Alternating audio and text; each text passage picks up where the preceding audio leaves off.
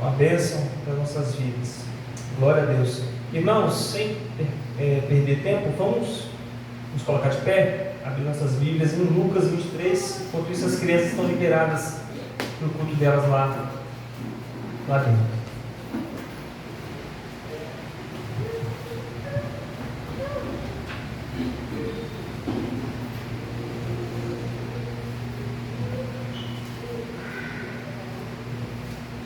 Lucas 23, irmãos. Vamos ler a partir do versículo 39.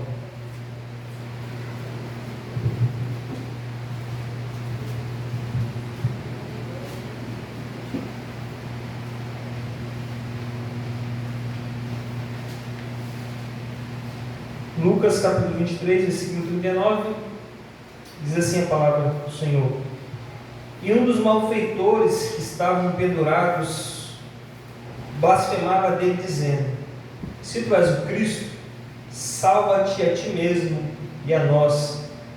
Respondendo, porém, o outro repreendia-o, dizendo: Tu nem ainda temes a Deus, estando na mesma condenação? E nós, na verdade, com justiça, porque recebemos o que os nossos feitos mereciam, mas este nenhum mal fez. E disse a Jesus: Senhor, lembra-te de mim quando vieres em teu reino. E disse-lhe Jesus: Em verdade te digo que hoje estarás comigo no paraíso. Amém? Vamos orar? Te agradecemos, Deus, pela oportunidade de mais uma vez transmitir a tua palavra. Sabemos, ó Deus, que ela é o meio pelo qual o Senhor determinou que, ó Deus, que fôssemos abençoados, Deus. O meio pelo qual nós somos salvos, é o meio pelo qual o Senhor resolveu levar um povo, Senhor, a tua presença, a tua palavra, que ela faça, Senhor, e surja o efeito para qual o Senhor ela foi enviada esta noite. Assim oramos, ó Deus, em nome de Jesus. Amém. Irmãos, nós estamos diante de um texto que parece que foi até combinado com os irmãos aqui do louvor, né? Principalmente o último hino que nós cantamos, mas não foi, né? Na verdade, eu nem ia pregar sobre isso. Na verdade, foi uma conversa com a Ariane hoje de tarde que, né, eu migrei para este texto. Mas, irmãos, estamos em um texto que é bastante conhecido da igreja e talvez até do mundo não cristão, né, dado porque Cristo morre ali, né, e o conhecimento é que dois malfeitores morreram com Jesus ao seu lado, uma direita e outra esquerda, e sabemos bem a história de que um se arrepende e o outro não se arrepende, e na verdade esta morte de Jesus entre esses malfeitores, na verdade, é o cumprimento de uma profecia que dizia que ele seria contado com os malfeitores, né? Com aqueles pecadores, com os ladrões, Cristo seria contado. Dado porque, irmãos, morrer numa cruz na antiga Roma era a pior morte e para o pior malfeitor, né? Se você queria humilhar o homem e castigar o homem no seu máximo, o que você fazia? Pendurava ele em uma cruz. E a crucificação era então dado a criminosos normalmente terríveis, homens que deviam muito à sociedade, normalmente pessoas que eram contra o governo, normalmente ou homens que fizeram grandes atrocidades, né? Então eram criminosos terríveis. No entanto, que esses homens aqui, ladrões aqui, provavelmente malfeitores, era um homem que impactou muito a sociedade da época, né? Por isso que estavam morrendo naquele formato. E a morte da cruz, provavelmente os irmãos já ouviram falar sobre isso, era uma morte que era a morte mais terrível possível. Pendurava-se um homem pelas mãos e pelos pés e deixava o homem morrer, né? De forma devagar, bem lenta, né? Vagarosa, uma morte extremamente terrível, dolorosa, durava-se normalmente dias para a pessoa morrer. Então, era para mostrar que esse tipo de gente morre dessa maneira. Essa qualidade de pessoa, acontece isso com ela, né? Então, é o ápice da humilhação. É pendurar alguém num lugar alto e dizer para todo mundo, por vários dias, que aquela pessoa não presta, ela é o pior da sociedade, né? Então, Cristo se submete a isso, então ele é contado com os malfeitores. Mas dentro, irmãos, disso, dentro dessa história, Deus, ainda por sua soberania, estava direcionando a salvação dos homens e demonstraria dentro desta passagem duas qualidades de pessoas neste mundo. Existem só duas pessoas aqui neste mundo, irmãos. Aqui nessa igreja, aqui neste bairro, nessa cidade, só existem dois tipos de pessoas: os que estão salvos, os que não estão salvos, aqueles que creem e aqueles que não creem. Já dizia um certo pregador que existe só duas religiões no mundo: uma que é pela fé e a outra que é pelas obras. Logo, a que é pelas obras não crê, obviamente, né? Então, nessa passagem demonstra também, irmãos, qual é a foto, o retrato da humanidade. Os homens estão salvos e outros estão perdidos. Nós vemos aqui isso claramente. Outra coisa que nós veremos, irmãos, nessa passagem é como que isso acontece, como que a salvação acontece, como que observamos o homem incrédulo passar para a fé e aquele que é incrédulo continuar na sua descrença, na sua falta de crença em Deus. E vemos como que a salvação, irmãos, também acontece e o que levará o homem a ser salvo e o que não levará ele a ser salvo. Quais são os princípios, então, que vai nortear a salvação de um homem e quais não nortearão, não levarão ele à salvação? Isso veremos neste texto. O versículo 39 inicia-se assim, irmãos, como li com os irmãos: e um dos malfeitores que estavam pendurados blasfemava dele, dizendo: se tu és o Cristo, salva-te a ti mesmo e a nós. Observamos então, irmãos, neste primeiro versículo que, quando nós, se tirássemos uma foto disso, a primeira coisa que veríamos seria a incredulidade deste homem. Ele não conseguia enxergar em Jesus como ele sendo o homem que poderia proporcionar a ele salvação, um homem que não poderia proporcionar a ele perdão, que não proporcionaria a ele algum tipo de redenção, de qualquer maneira, de qualquer modo, em qualquer circunstância. E este homem, irmãos, não só não cria em Jesus, porque ele fala: se tu és o Cristo, então ele coloca em xeque a cristandade de Jesus. Obviamente ele não cria que Cristo era aquele que viria do Antigo Testamento, a promessa do Messias que viria salvar os homens, o Messias que seria o Salvador de Israel, o que redimiria os homens para serem salvos, que perdoaria os homens dos seus pecados. A pergunta é: se tu és o Cristo, isso mostra a incredulidade dele. Ele não cria que ele era Deus encarnado. Faz uma coisa, demonstra alguma coisa da qual você vai provar que você é o Cristo. Faz alguma coisa, salva-te a ti mesmo e a nós também. Isso, irmãos, é o âmago, isso é o centro da incredulidade. Porque logo vemos na Bíblia que a fé é o quê? É a prova do que não se vê. A prova do que não se vê. Na verdade, a fé se baseia em conhecimentos prévios do que ele teve. Nós cremos que Deus fez uma coisa, então temos um conhecimento prévio. Mas ela não se baseia na vista, ela não se baseia naquilo que ela consegue palpar, enxergar. Lembra de Abraão? O que foi dito a Abraão? Abraão, sai da tua parentela, sai da sua terra, e eu vou te mostrar uma terra que vai ser dos seus futuros filhos, da sua geração. Você vai ser pai de multidões. Abraão viu a terra, apesar de ter peregrinado por ela. Ele viu a geração dele sendo formada.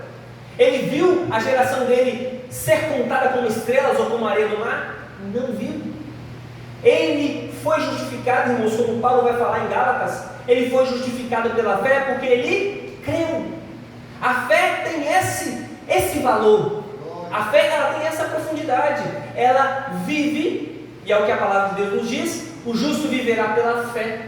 Nós não andamos por vista, nós andamos pela fé. Logo, a incredulidade, irmãos, pressupõe, pede, insiste que algo seja demonstrado para ela, para que ela creia. É o que Tomé disse: Senhor, eu só posso crer em ti se te tocar e se te ver, se ver as tuas feridas, se tocar o Senhor.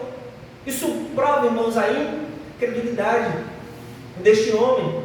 E isso, irmãos, nada mais é do que nós vemos no mundo aí. As pessoas até podem afirmar de alguma maneira que creem em Cristo de forma, eu creio em Jesus, mas não crê de forma que aquilo é verdade para ela. Ela não vive e batalha conforme aquilo que ela diz que ela crê. Se ela cresce realmente, ela viveria diferente daquilo. As pessoas têm uma fé normalmente cultural, uma fé normalmente em que, por conta do convívio que ela tem, ela em tese crê em Cristo. De alguma maneira ela crê em Jesus, né? Mas não é uma fé genuína.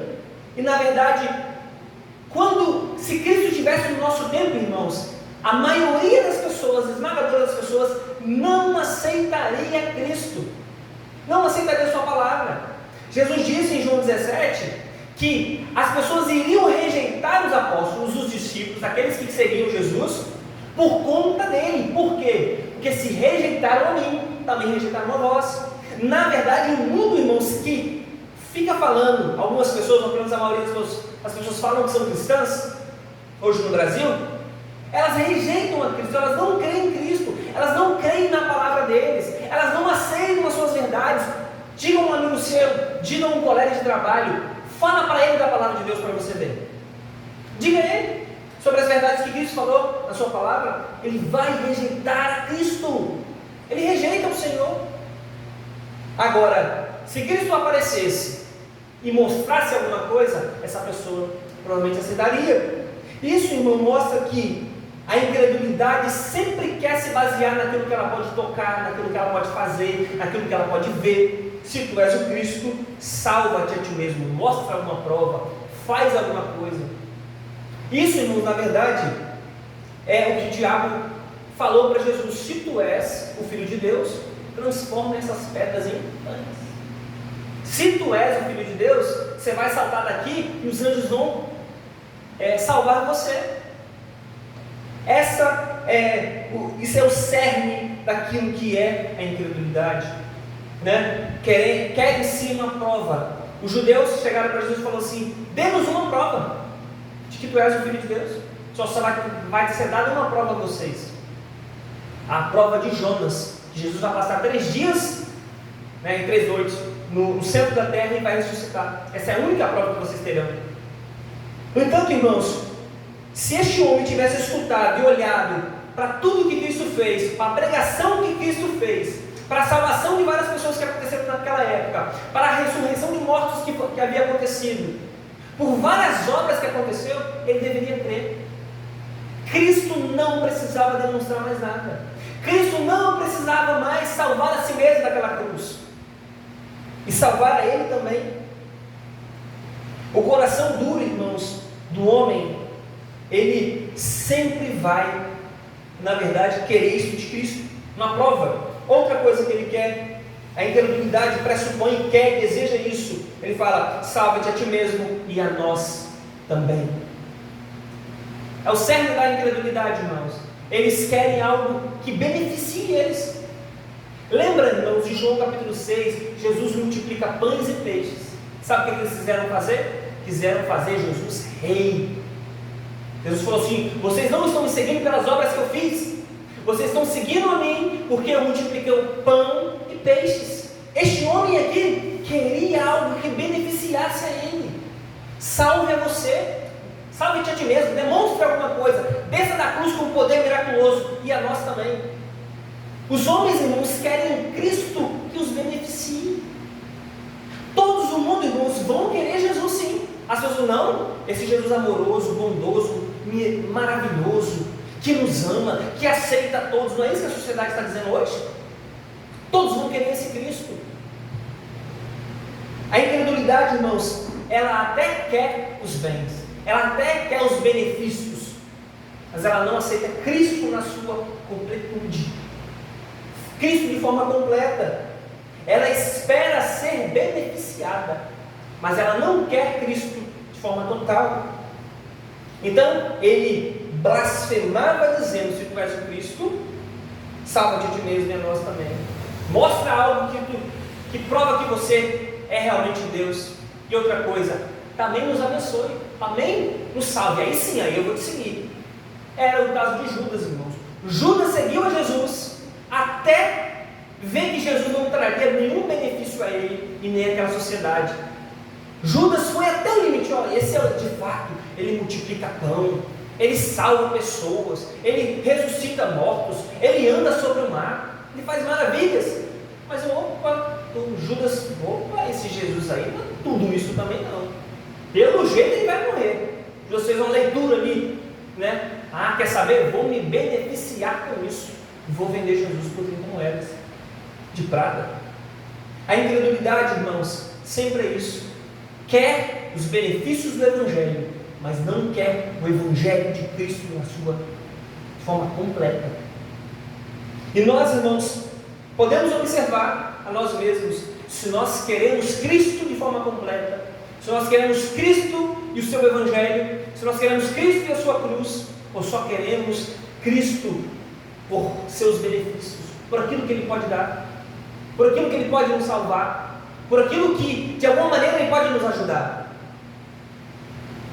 Nós podemos seguir a Jesus, e aí vou fazer uma crítica aqui ao que nós temos visto aí sobre o Evangelho da prosperidade. É esse Evangelho que esse ladrão da cruz está pregando. Provar que Cristo é o Cristo, sendo que Ele demonstrou várias provas, e um benefício próprio às pessoas.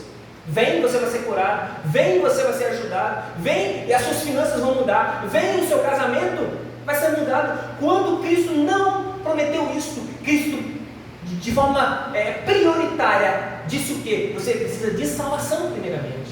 A salvação é a sua prioridade. A salvação e a obra que vem fazer é essa, e não te dar bens aqui.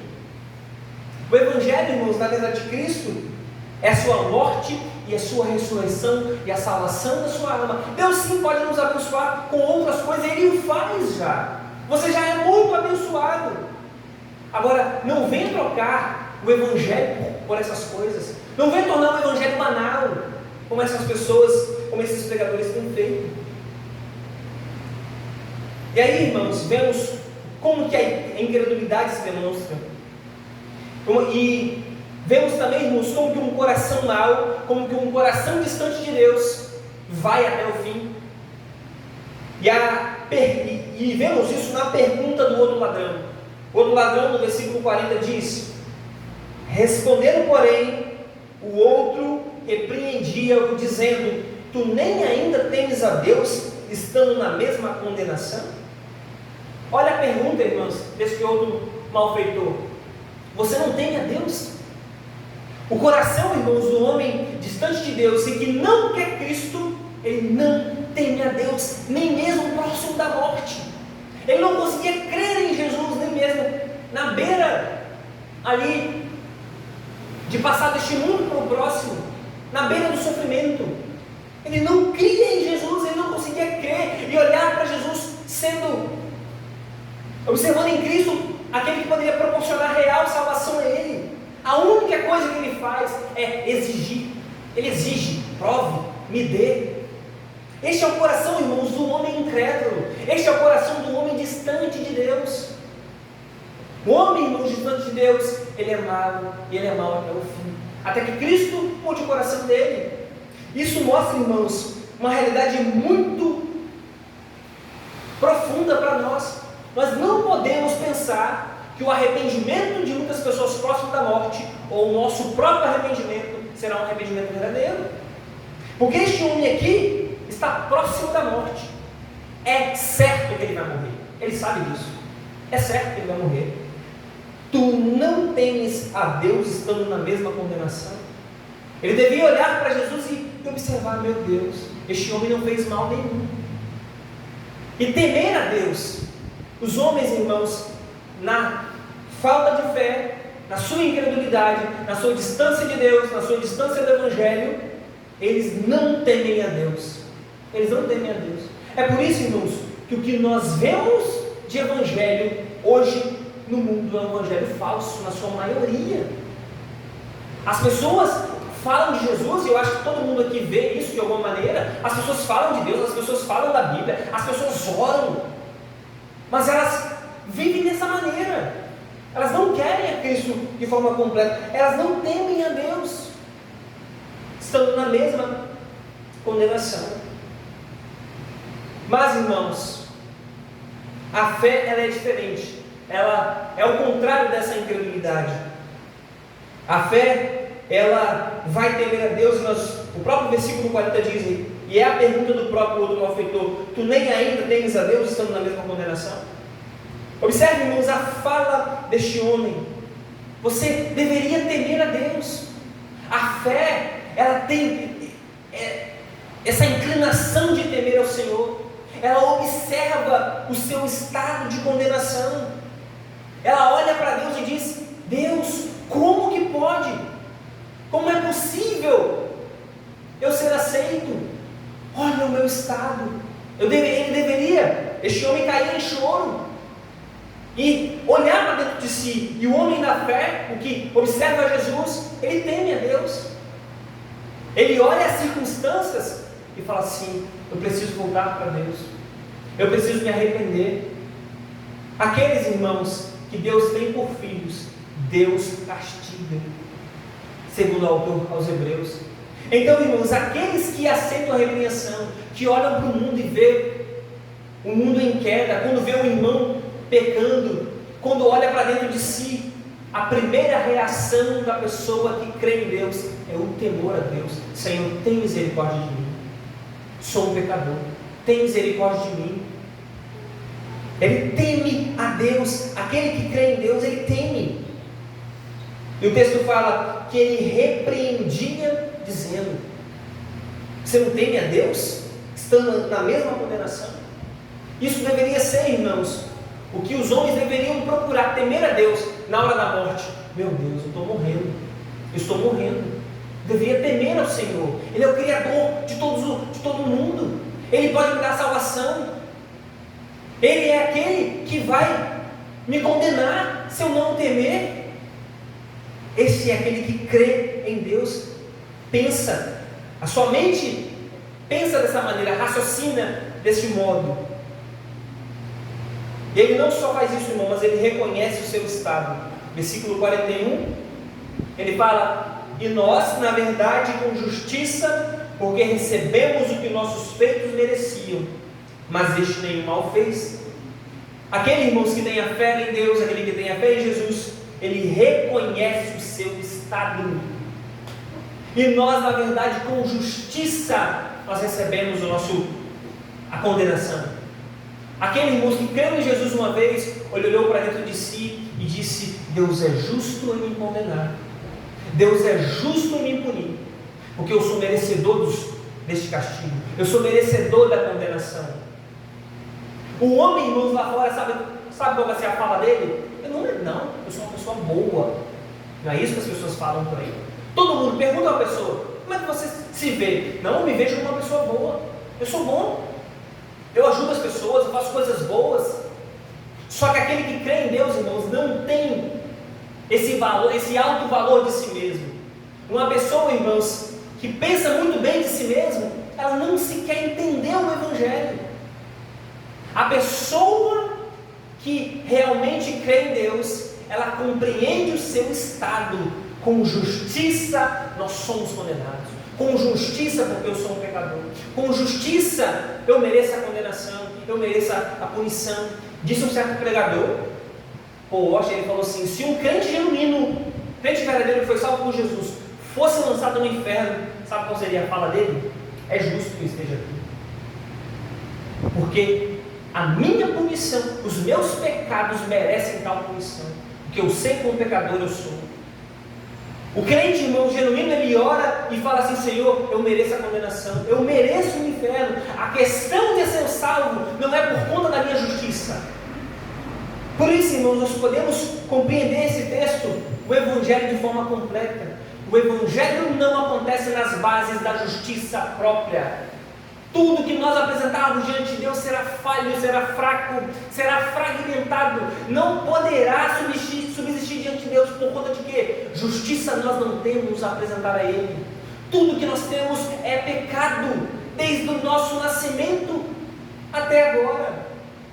Davi disse que em pecado me formou minha mãe. Nós somos nascidos no nosso pecado, irmãos. Adão, a produção de Adão foi só a produção de pecadores.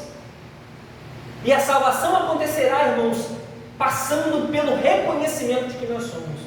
Com justiça eu devo ser condenado, Com justiça eu devo ser punido. Com justiça, se Deus me condenar, Deus está sendo justo. Ele fala, nossos feitos mereciam isso. Nossos feitos mereciam isso. Assim, irmão, nós podemos compreender o Evangelho. Você se acha um pecador? Quando você olha para você, você diz, meu Deus, como pecador eu sou. A minha justiça não pode fazer nada diante de Deus. Eu ainda sou um pecador falho e fraco. E se Deus não me conduzir até a salvação, até o fim, eu me perderei. Você se considera fraco? E só o Evangelho, só Cristo pode realmente te salvar. E toda a sua justiça e tudo o que você faz, você considera na verdade como nada. Porque isso nada pode fazer. Observe aqui, irmãos, este homem podia apresentar alguma coisa a Jesus? Diz para mim, uma boa obra este homem poderia apresentar? Nenhuma. Como diz um certo pastor, ele fala assim, nenhuma justiça, nenhum bem poderia fazer, porque as suas mãos estavam pregadas. Por nenhum caminho de justiça aquele homem poderia andar, porque os seus pés estavam pregados. Aquele homem estava preso. Nenhuma justiça poderia apresentar a Deus. Ele não era justo de nenhuma maneira. Quando ele observava para ele só via pecado, falhas e erros e distância de Deus. Ele merecia a condenação. Os meus atos merecem isso, os meus feitos merecem isso.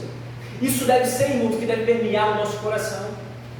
Nenhuma das minhas atitudes, nenhuma das minhas obras pode proporcionar qualquer salvação a mim mesmo. Eu não posso me salvar. Eu mereço, na verdade, no fundo, a condenação. O homem que tem fé, irmãos, em Jesus, ele é descrente de si mesmo. Ele crê em Jesus e ele é descrente de si. Ele não vê justiça própria em si mesmo.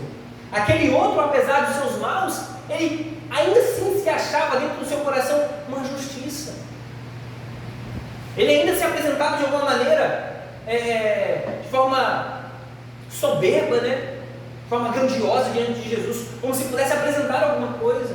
Isso é o que o mundo faz, irmãos. O mundo vai chegar para Deus e vai dizer assim, o Senhor não pode me condenar, porque eu sou bom. O salvo vai dizer, o Senhor pode me condenar, porque eu não sou bom, mas eu sou salvo porque Cristo fez por mim. No dia do juízo, irmãos, os crentes vão dizer, o Senhor merece, nós merecemos a condenação, mas não somos condenados, porque Cristo nos salvou. É isso que nos fará salvos, e não a apresentação que nós faremos diante de Deus, de nenhuma justiça sequer. É impressionante como este simples texto, essa simples passagem, irmãos, demonstra isso. Não só isso, irmãos. Aquele que crê em Jesus tem um relacionamento diferente com Cristo. Lembremos aqui que eu falei que este homem, o primeiro, se relacionou de uma maneira errada com Jesus. Se tu és o Cristo, salve a você e a nós mesmos também. Agora, aquele que crê em Jesus, ele tem um relacionamento diferente. Primeiro, irmãos, ele busca esperança. Ele reconhece a Jesus. Ele fala no versículo 42, e disse a Jesus, Senhor, lembra-te de mim quando vieres em teu reino. Lembre-te de mim quando vieres em teu reino. Ele recorre a Jesus, irmãos, como aquele único que pode salvar ele. Ele recorre àquele que estava pendurado na cruz, para este homem salvar ele. É bem diferente o relacionamento aqui dos dois. Um considera Jesus como aquele que pode salvá-lo, aquele que pode proporcionar esperança a ele. Lembra-te de mim quando vieres em teu reino. De alguma maneira, este homem estava pedindo esperança, irmãos. De alguma maneira, este homem estava pedindo a Jesus que pudesse vir ao encontro dele, para que se lembrasse dele. É um relacionamento completamente diferente. Aqueles que são pecadores, irmãos, e vão a Jesus, devem ir dessa maneira. Eu sou um pecador, não mereço ser salvo, mas lembra-te de mim. Este é o pedido que nós devemos fazer. Lembra-te de mim, Senhor, porque eu sou um pecador, eu não sou um homem justo, eu não posso me salvar. Ele busca em Jesus esperança. Lembra-te de mim quando vieres em teu reino. E outra coisa, irmãos, que ele se relaciona com Cristo, ele reconhece a Jesus. Ele fala, mas no versículo 41, mas este nenhum mal fez.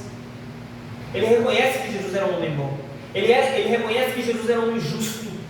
Ele reconhece que Jesus, na sua vida, andou de forma correta, de forma perfeita. Ele reconhece a Jesus Cristo. Não só isso, ele reconhece como rei. Ele diz: lembra-te de mim quando vieres em teu reino. Observe, irmãos, que milagre aconteceu na cruz. Era o pior momento para este ladrão reconhecer a Jesus como rei. Talvez poderia ter reconhecido Jesus como rei quando ele multiplicou pães e peixes, quando ele ressuscitou a Lázaro, quando ele fez outros milagres, deu vista aos cegos, por exemplo, ou outras coisas que Jesus fez.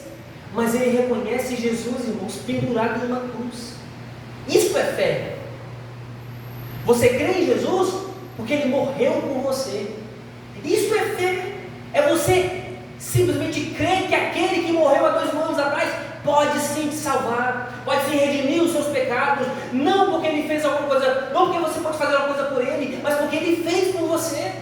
Esse é um milagre, irmãos, do Evangelho. Não se há possibilidade de você crer em um homem desfigurado numa cruz, pendurado, prestes a morrer. Como eu posso crer que este homem é rei de quê? Rei da onde? Mas quando tu vieres em teu reino, ele considerou Jesus como rei. É assim, irmãos, que nós devemos considerar também a Cristo como rei, aquele que virá. Passou-se 2000 anos já na morte de Jesus, mais um pouco de 2000 anos. Nós consideramos a ele como rei ainda em nosso coração. Consideramos ainda que ele virá. Porque são 2000 anos, irmãos, em que nós cremos em Cristo, que a morte dele pode nos proporcionar salvação. Aqui está um exemplo de que, irmãos, o Evangelho não depende de nós, mas depende, irmãos, do Espírito Santo em nosso coração. Este homem não podia fazer absolutamente nada naquele momento, mas crê em Jesus, pendurado numa cruz como rei. E a resposta, irmãos, que este homem tem é uma resposta surpreendente. Porque a indagação que ele faz a Jesus é: Senhor, lembra-te de mim quando vieres em teu reino. Mas a resposta que ele tem é melhor do que esta. Porque até aqui, lembra-te de mim, de alguma maneira recorda-se de mim, de alguma maneira me ajude, me beneficie de algum modo, se eu lembrar-se. Mas a resposta de Jesus é: disse-lhe Jesus, em verdade te digo, que hoje estarás comigo no paraíso. A resposta que ele teve é muito melhor, é muito mais surpreendente. Estarás comigo no paraíso. Ele pediu para ser lembrado, mas naquele mesmo dia estaria com Cristo em seu reino, estará com o Senhor no paraíso. Olha, irmãos, o que a fé em Cristo pode nos proporcionar. Este homem, o Martinho Lutero, irmãos, lutou pela reforma protestante por um texto que é: o justo viverá pela fé. O Evangelho se dá, irmãos, pela fé, e unicamente pela fé. Nós cremos, você crê em Jesus que morreu por você e por seus pecados, e assim você pode ser salvo.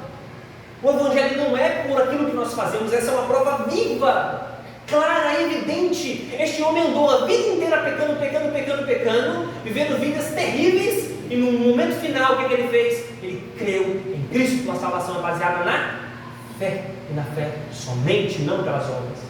Aí você diz: então, irmãos, eu posso então crer em Jesus e viver de uma maneira que eu quiser? Não pode.